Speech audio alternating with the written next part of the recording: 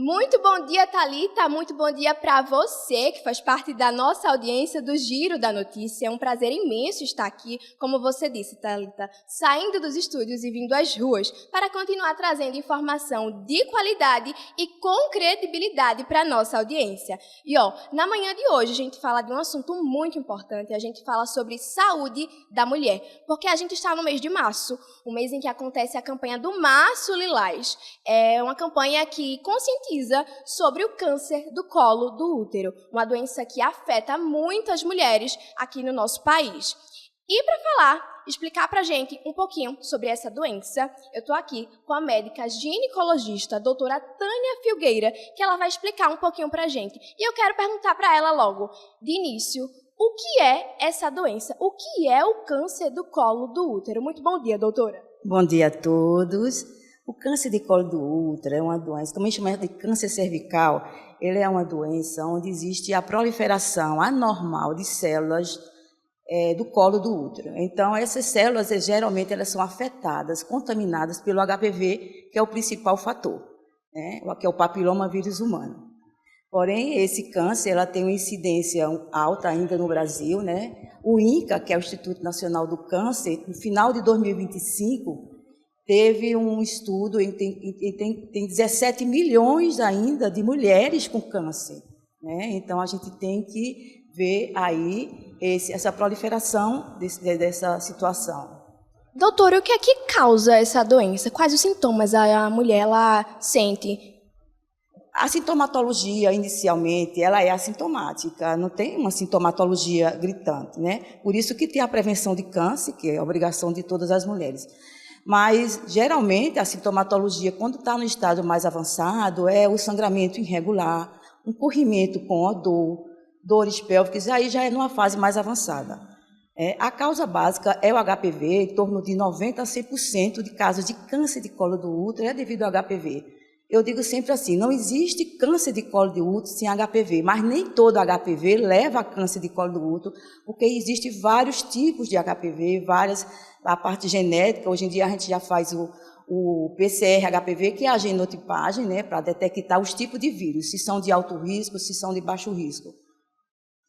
Doutora, existe uma faixa etária de mulheres que são mais afetadas pela doença? Sim, é mais na idade reprodutiva, né, quando inicia a relação sexual. Então, geralmente aquelas meninas que têm uma iniciação de atividade sexual muito precoce, né, sem camisinha, então essa faixa etária estipula assim entre 25 e 64 anos, porém, que é exatamente onde faz a vacina, porém, hoje em dia as meninas já estão em relação mais precoce, né? E também a causa seria múltiplos placeiros, sem camisinha, essa situação.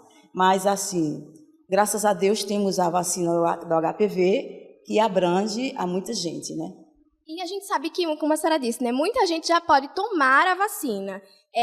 Mas no caso das mulheres, como funciona para tomar? A vacina é gratuita?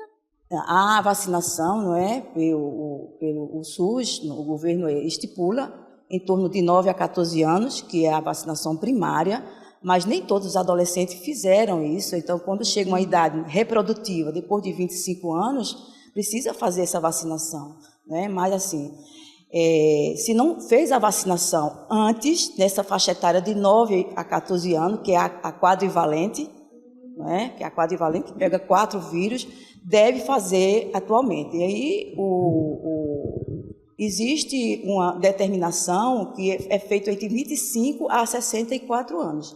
Porém, a gente vê muitas pacientes com menor idade de 25 anos que deve ser feito. Isso vai depender do quadro, mas ela é gratuita, a quadrivalente, certo? Mas a Gardasil, que é a vacina, que eu não deveria nem falar o nome, mas a nonovalente, ela não é gratuita, né? Até ela é feita, são 3 doses, dependendo. Se a adolescente fez 2 doses, naquela fase de adolescente, ela pode fazer 2 doses. Então, vai depender dessa genotipagem do tipo de vírus, não é? Se ela tem o vírus de alto risco, baixo risco, isso a gente vai acompanhando.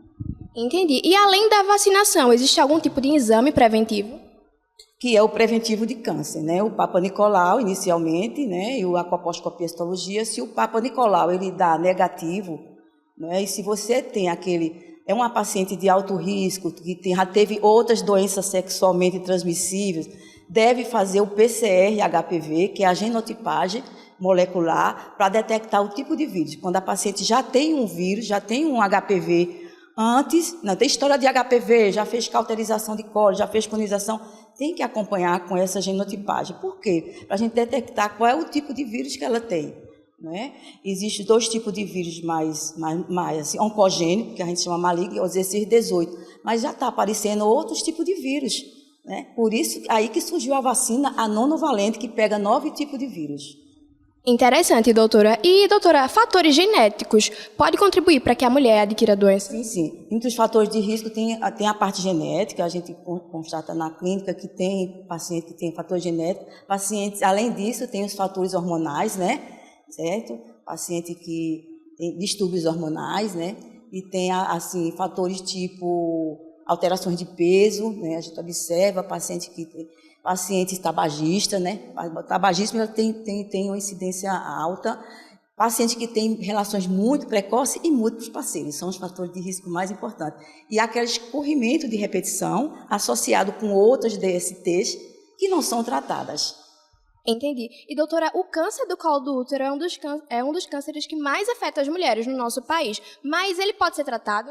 Sim, sim. Ele é o terceiro câncer mais comum na mulher, na parte ginecológica da mulher. Ele só perde para mama e câncer de intestino, certo? Ele está em terceiro lugar. Pode ser tratado sim, exatamente porque tem a prevenção de câncer, esses cuidados, que quando a paciente tem uma área de alto risco, uma manchinha ali no colo, deve fazer o preventivo de 6 em 6 meses, tem que frequentar o ginecologista para detectar esses tipos de vírus e fazer, quando você faz um tratamento precoce, por exemplo, faz uma biópsia, faz uma cauterização, faz uma CAF, que é tirar o pedacinho do colo, isso já é uma prevenção.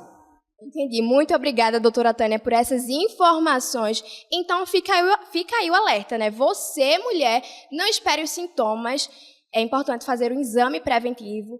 Importante se cuidar. Então, fica aí o alerta para você. E eu volto aos estudos com você, Thalita.